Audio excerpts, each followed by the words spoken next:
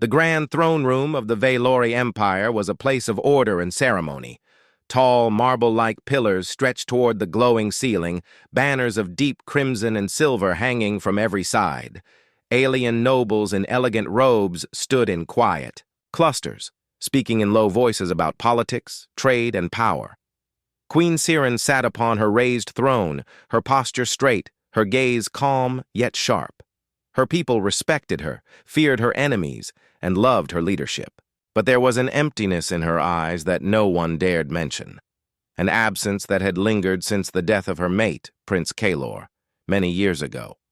Today was supposed to be a simple diplomatic meeting. The human delegation had arrived to discuss a trade agreement and to provide extra security during recent unrest. The Valori homeworld had seen growing threats from rival factions, and human cooperation was both a political gesture and a tactical necessity. The tall doors at the end of the hall opened with a slow, echoing creak. A squad of human guards entered, wearing black and gray armor with faint blue lights along the chest and arms. They moved with precision, scanning the room as they took their positions. Queen Siren's gaze swept over them without much thought, until her eyes stopped on one of them. He was tall, with broad shoulders and a strong stance. His hair was dark, his face clean-shaven, his eyes a sharp shade of green that seemed to study everything at once. But it was not just his appearance that caught her. It was the way he moved, calm but alert, every step deliberate. Her breath caught in her throat. The air seemed to grow heavier around her. The sounds of the room faded into the background. This human looked exactly like him. For a heartbeat, she thought it was a trick of her mind, a cruel illusion. She blinked, and still, the resemblance was there. The shape of his jaw, the slight narrowing of his eyes when he focused, the way his lips pressed together as if hiding unspoken thoughts. It was Kalor. Memories flashed in her mind. Kalor smiling at her across the council chamber. Kalor reaching out his hand before leaving. For that final mission, Kalor's voice promising he would return. But Kalor never did. His ship was destroyed during a border battle. All that remained were fragments and the ache in her heart. The human stopped near the steps of her throne, taking his assigned position with quiet discipline. He did not notice her staring. Whispers spread through the nobles. Some noticed the queen's sudden stillness, the faint widening of her eyes. Her chief advisor, a tall Valori with silver markings across his cheeks, leaned closer and spoke in a low tone. "Your Majesty, is something wrong?" "No," she said quickly, though her voice was softer than usual. "Continue." The meeting went on, but Siren's mind was not on the trade numbers or the political agreements. Every few moments, her eyes drifted toward the human guard. He did not speak. He did not move unless necessary. But the sight of him stirred something, deep within her, a mixture of grief, curiosity, and something she could not name. When the session ended, the nobles began to leave in pairs and groups. Siren remained seated, watching the human until the last of the guests had gone. As the hall emptied, she finally spoke. "Human guard, your name." The man turned to face her. His voice was calm, respectful.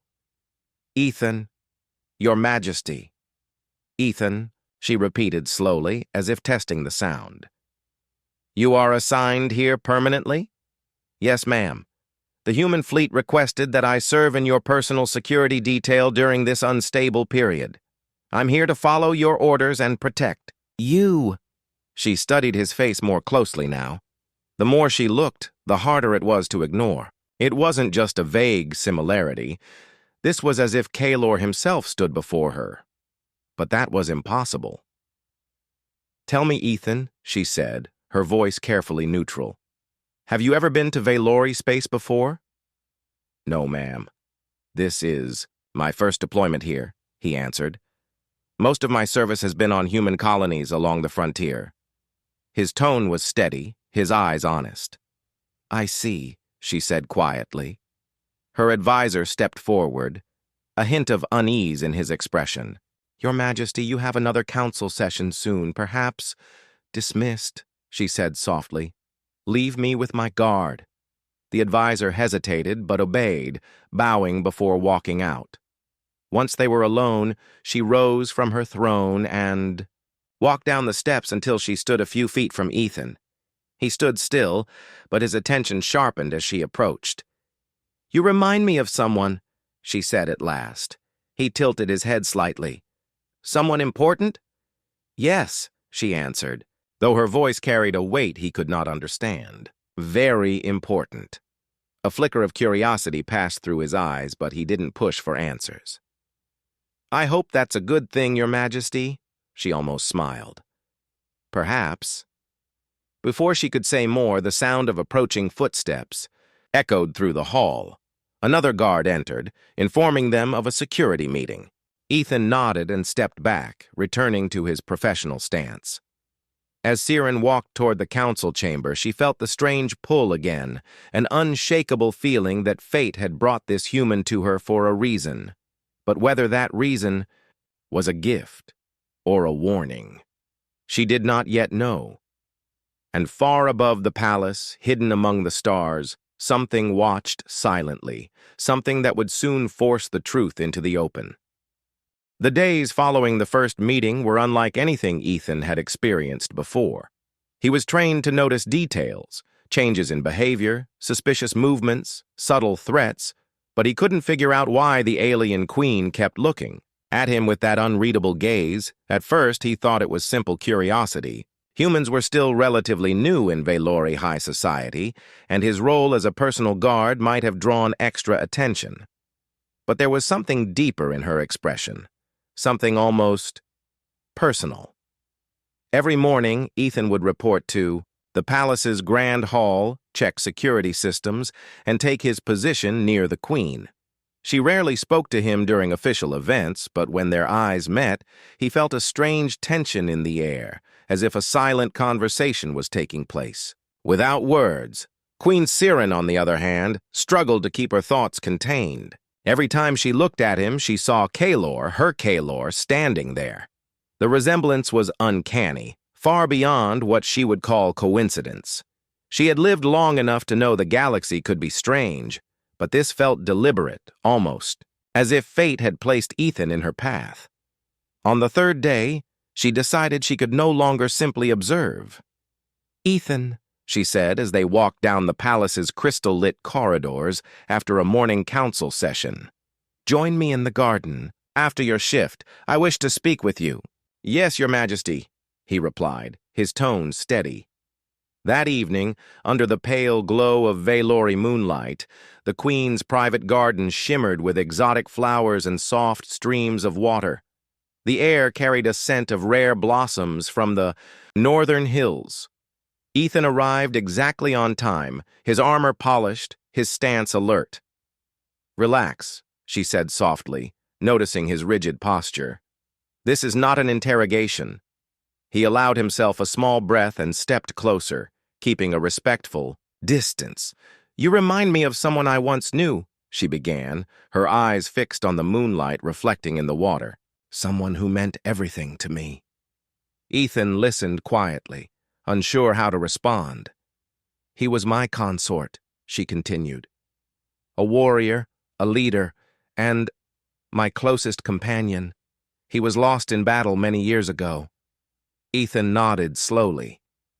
I'm sorry for your loss. She turned to face him, searching his eyes. You are not him. I know that. But you move like him, you think like him, and you even carry yourself the same way. It's as if you've trained in his shadow without knowing it. Ethan looked down for a moment, his mind tracing back through his life. My father was a soldier, he said quietly. I never knew him well. He disappeared on a mission when I was young. My mother said he was stationed far beyond human space when the war started. The Queen's eyes narrowed ever so slightly. What region? Records say. Near the Calarian belt, Ethan replied. A chill ran through Siren. The Calarian Belt was the same region where Kalor's ship had been destroyed, or so everyone believed. Before she could ask more, the palace alarms blared, shattering the stillness of the garden. Threat detected in the West Wing. A guard's voice echoed over the comms. Ethan's expression hardened instantly.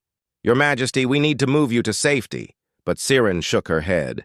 "The West Wing is close to the archives. If they destroy those, centuries of our history will be lost." "My orders are to protect you first," Ethan said firmly. Already scanning the area, she hesitated for a fraction of a second before nodding. "Then we do both. Together." They moved quickly through the palace corridors, Ethan's senses sharp and alert. As they neared the West Wing, the sound of energy weapons echoed off the walls. Alien intruders in dark armor were attempting to force their way into the archive chamber. Without hesitation, Ethan pulled a compact human sidearm from his holster. "Stay behind me!" He advanced with quick, precise steps, firing controlled bursts that disabled the intruders' weapons rather than killing them outright. The Veilori guards joined in, creating a defensive line. But one intruder slipped past, charging toward the Queen with a blade in hand. Before Ethan could react, Siren stepped forward, her own energy staff sweeping in a clean arc, disarming the attacker in one strike. Ethan's eyes widened slightly. She fought with the same fluid precision he had seen in his own training and in the old combat hollows his mother once showed him of human veterans. Together, they forced the intruders to retreat. The palace guards secured the area, and the alarms fell silent. As they returned to the safety of the throne hall, Siren glanced at him. "You move, as if you've been here before, Ethan. Even your instincts match his." "Maybe it's just coincidence," Ethan said, though he didn't sound certain. "I do not believe in coincidence," she replied. There was a pause. Both of them felt the weight of something unspoken, but neither dared to break the silence. Further, the following day, palace security doubled, but whispers spread quickly through the court. Rumors claimed that the Queen had fought alongside her human guard as if they were old battle partners. Others whispered about his strange resemblance to her lost consort. Siren kept her thoughts guarded, but inwardly her curiosity had shifted into determination. She would find out the truth about Ethan, even if it meant digging into memories and records she had avoided for years. And Ethan, though loyal to his mission, could not ignore the strange pull he felt toward the Queen. It wasn't love. Not. Yet, more like an invisible thread that connected them, drawing them into each other's paths no matter the danger. But danger was not done with them yet. Unseen in the shadows of the capital, the rival faction's leaders watched the palace through stolen surveillance feeds. The attack on the West Wing had been a test, and soon they would strike again, harder, and with a goal that went beyond politics. The royal ceremony was the grandest event of the season. Nobles, diplomats, and high-ranking officers from across the Veilori Empire filled the palace's central hall. Golden light poured from crystal chandeliers, music floated softly in the air, and the floor shimmered like still water under their feet. Queen Siren sat on her throne, dressed in flowing silver garments that reflected the light like moonlit waves. She wore her crown with calm authority, greeting guests with measured smiles. To her right, Ethan stood in his armor, his presence steady and silent. For hours, the event went smoothly. Formal speeches, polite conversations, and exchanges of ceremonial gifts. But beneath the surface, tension simmered. Siren could feel it. Her instincts, sharpened over years of rule, told her that something was wrong. Ethan felt it too. His eyes swept the crowd, his mind mapping every corner of the hall, every shadow, every movement. And then it happened. A sharp sound, too quick and too loud to be part of the music, cracked through the air. The lights flickered. "Get down!" Ethan's voice cut through the chatter like a blade. 3 figures emerged from the crowd, their faces hidden under dark visors, energy weapons already raised. Without hesitation, Ethan stepped in front of the Queen, drawing his weapon. His movements were fast but controlled, as if each step had been practiced 1,000 times. He fired in short bursts, forcing the attackers to scatter behind overturned tables. Panic erupted among the guests, nobles rushing toward the exits while palace guards tried to form a protective wall around the queen. But Ethan didn't wait for reinforcements. He moved forward using the tables and pillars for cover. In one fluid motion, he ducked, rolled, and came up behind one of the attackers, striking with the exact same combat technique Siren had seen years ago from Kaelor. Her heart pounded as she watched. The way he shifted his weight, the angle of his strikes. It was identical.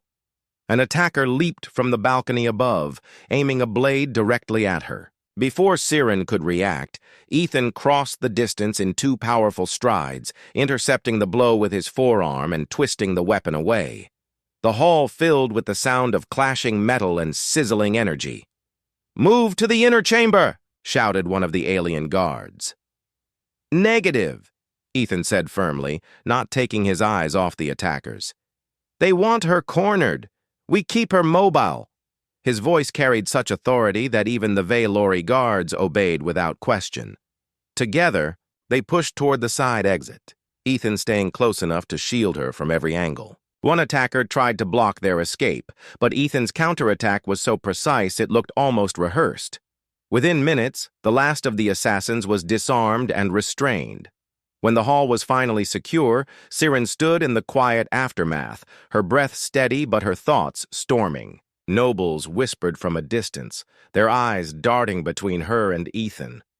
She stepped closer to him. "That fighting style," she said quietly. "Where did you learn it?" He shook his head. "I don't know what you mean. I've trained in human military combat for years, but nothing special." "That was not human military style," she replied firmly. "You fought as my consort did, exactly as he did." Ethan's brow furrowed. "Maybe I've picked up techniques over time. I've had instructors from different worlds." But even as he said it, something in his expression suggested doubt. "Ethan," she said, her voice softening, "this is more than coincidence. Your movements, your instincts, they are too familiar." He looked away for a moment, scanning the hall as guards cleared the scene. "I don't know what you want me to say, Your Majesty. I'm not him." "I know," she whispered. "And yet I can't shake the feeling that part of him is here, in you." The following day, the palace was placed under strict lockdown. Extra guard shifts were ordered, and human and Veilori security forces worked side by side. But Siren was not focused on the politics of the attack. She wanted answers. She instructed her archivists to pull every record of the battle in which Kaelor had been lost. She also ordered a quiet investigation into human military archives, searching for anything that might link Ethan's family to that same conflict. Ethan, meanwhile, kept his attention on his duties, but the Queen's words lingered in his mind. He had never thought much about his father's disappearance. The military had told his mother it was classified, and she had never pressed further. Now, for the first time, he wondered if the truth had been buried for a reason. That evening, Siren summoned him to her private study. The room was dim, lit only by the glow of data screens and the soft hum of the city outside the palace walls. She motioned for him to sit. "I have reviewed records from the Calarian Belt," she said. "The timeline of your father's disappearance matches the destruction of my consort's ship exactly." Ethan's eyes narrowed slightly. "What are you saying? That my father was involved in that battle?" "I am saying," she replied, "that perhaps he was not lost. And perhaps he was not who you thought he was." He leaned back, processing her words. "You think my father was Kaelor?" "I think," she said slowly, "that the galaxy has more secrets than either of us understand." Before he could respond, the palace alarm sounded again. This time, with a sharper, more urgent tone, a voice crackled over the comms. "All units, report to the south gate. Enemy forces are advancing in numbers. Siren rose instantly. It seems they are not finished. Ethan stood as well, his hand on his weapon. Then neither am I. And as they moved toward the coming battle, both of them knew the next hours could bring either the truth they sought or the end of their story entirely. The palace shook as distant explosions rumbled through the city. From the balcony of her private study, Queen Siren could see faint flashes of light along the horizon, artillery fire from the rival factions' advancing forces. The capital had been attacked before, but never with such precision or boldness. Ethan stood beside her, scanning the skyline. They're moving fast, too fast for a normal ground assault. Which means they had help from inside, Siren said, her tone cold. Someone fed them our defense patterns. Already the palace's defense systems were locking down.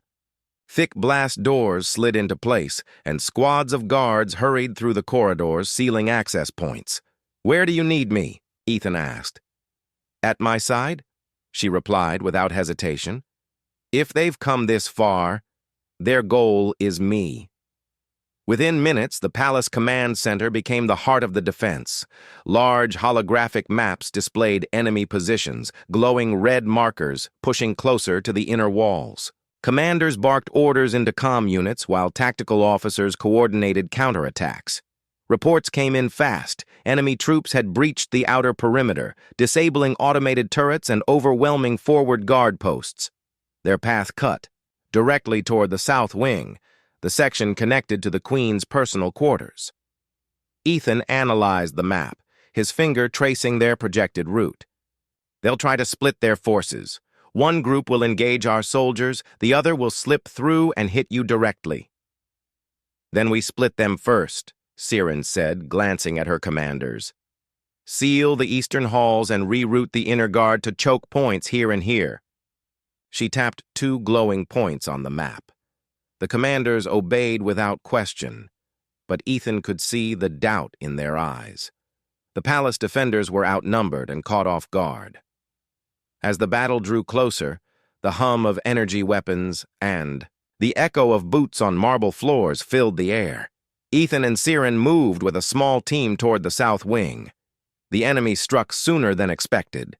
A squad of heavily armed soldiers burst through a side passage, forcing the defenders to dive for cover. Ethan's voice was calm but sharp. "Hold this line. Focus your fire.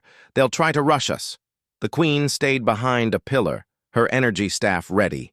She was not one to hide in fear. She had trained in combat since her youth, but she knew her presence was the enemy's main target.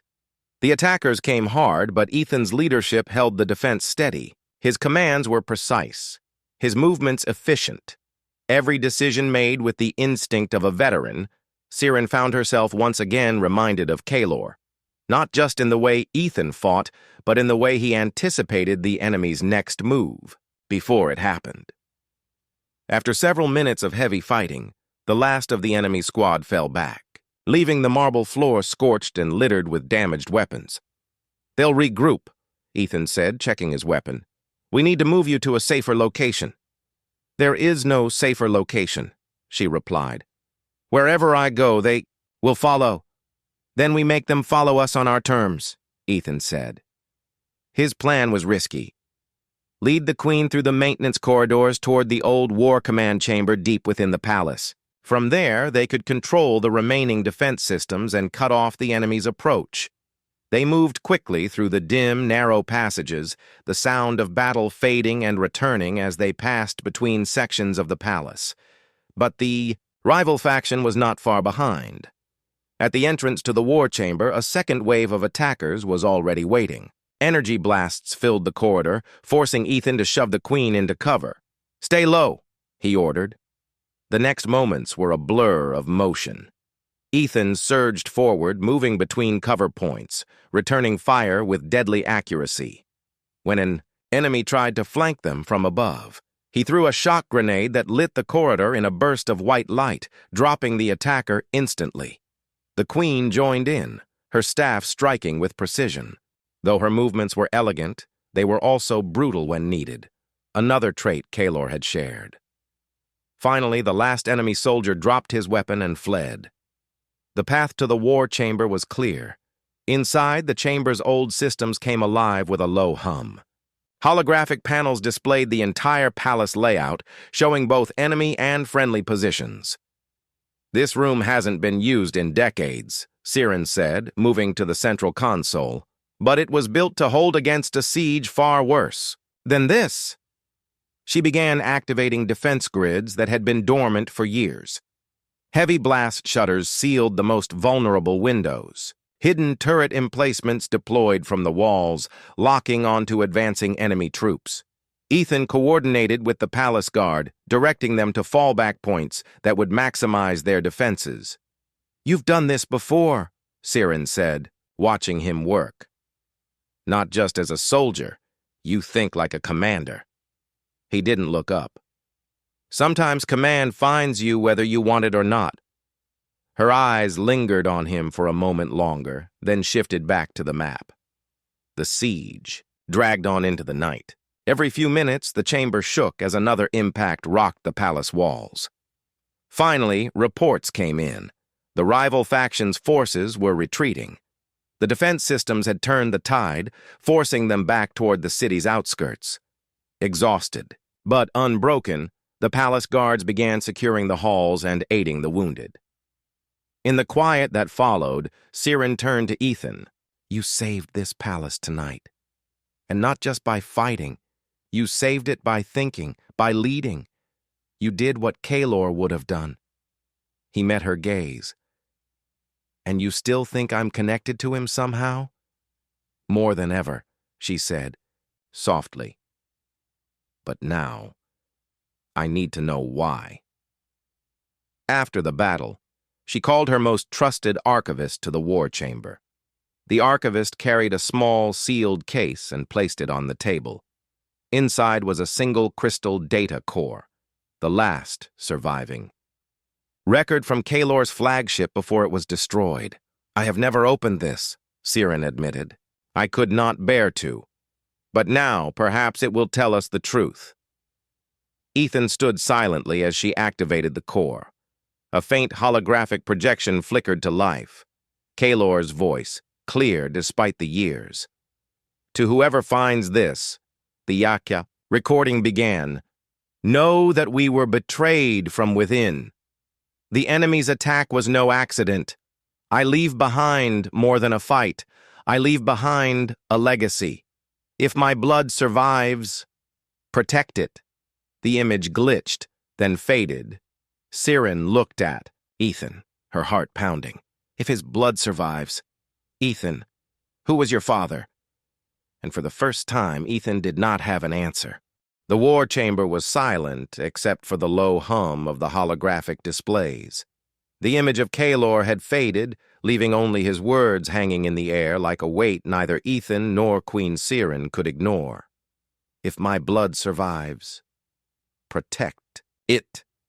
Siren's eyes stayed fixed on Ethan, searching for any sign, any answer in his expression. But he stood still, his brow slightly furrowed, as if the truth was just out of reach. "I told you my father was a soldier," Ethan said finally, "but I never knew the details. My mother avoided talking about him. She said it was too painful."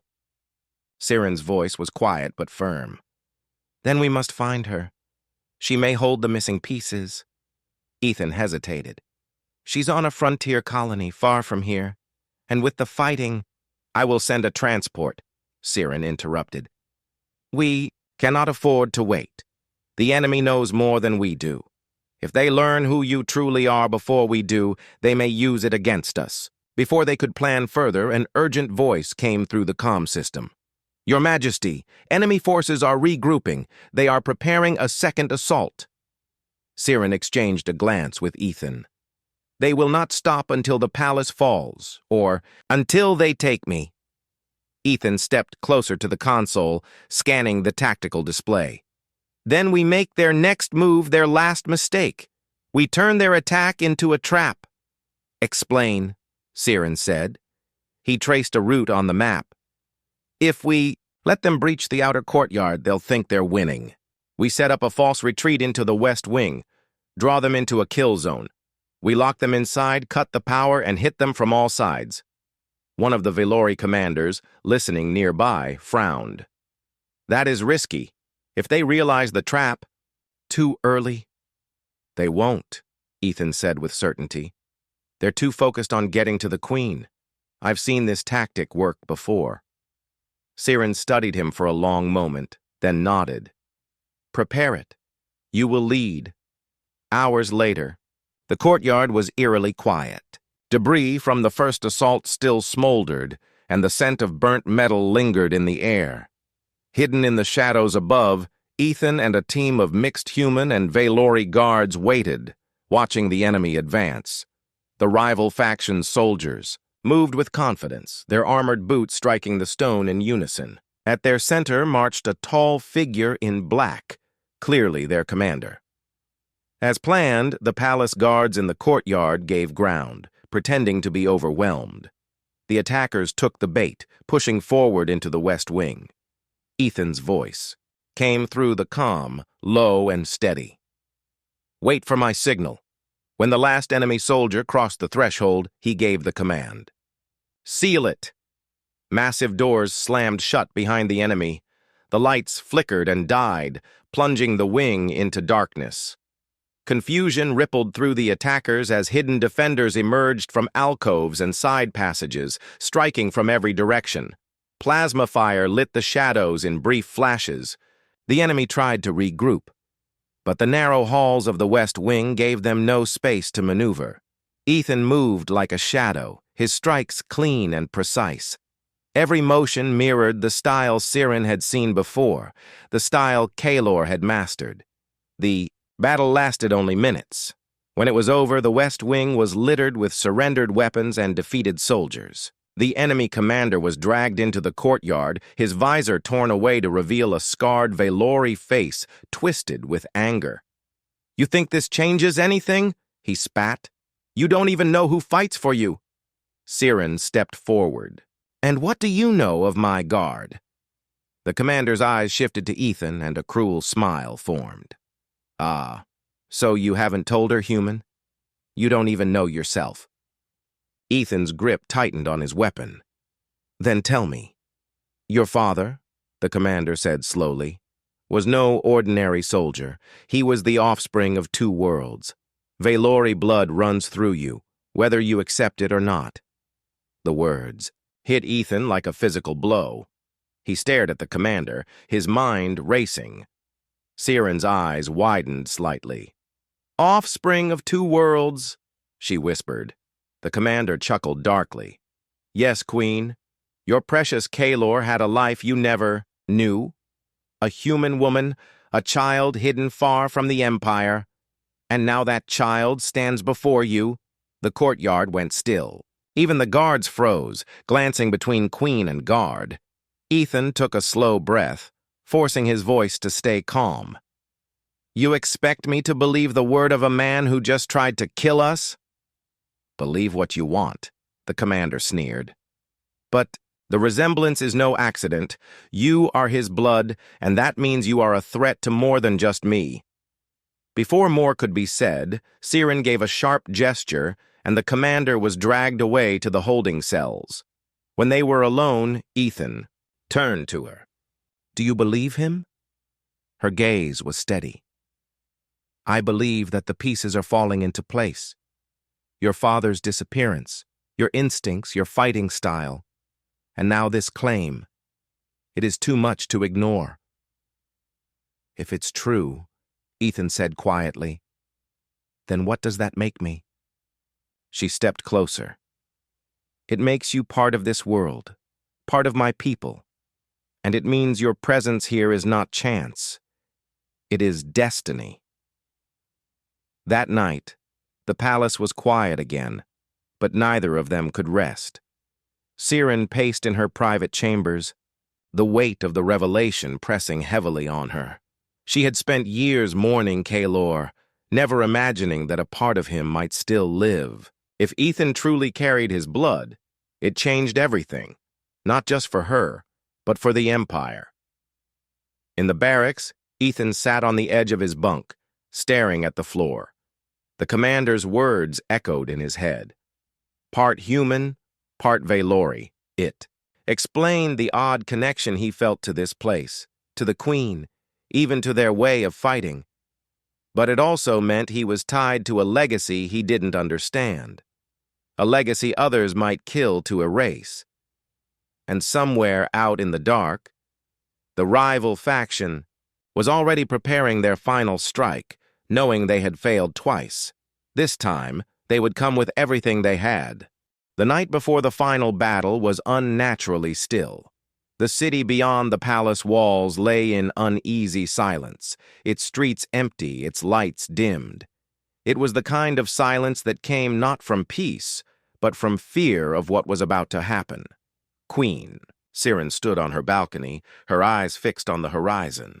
She could almost feel the enemy gathering there, preparing to strike with all they had left. She knew this would be their last and most dangerous attempt. Behind her, the door slid open. Ethan stepped out, his armor already on, helmet tucked under, one arm. "Scouts report large troop movements," he said. "They're bringing in heavy weapons this time." She didn't turn to look at him right away. "They believe they can win by force alone. Then we prove them wrong," Ethan said simply. Finally, she faced him. "If what the enemy commander said is true, if you are truly Kalor's son, then you fight for more than just me. You fight for your father's legacy." He met her, gaze steadily. "Whether I'm his blood or not, my duty hasn't changed. I protect you. I protect this place. That's all that matters right now." By dawn, the palace was a fortress. Barricades blocked every entrance, turrets were powered up, and soldiers, human and Valori, stood side by side in defensive lines. The first attack came fast. Enemy artillery hammered the outer walls, sending chunks of stone and metal crashing to the ground. Under cover of the blasts, infantry units surged forward. Ethan was everywhere at once, coordinating defenses, reinforcing weak points, and pulling wounded soldiers to safety. The Queen didn't stay hidden in the throne room.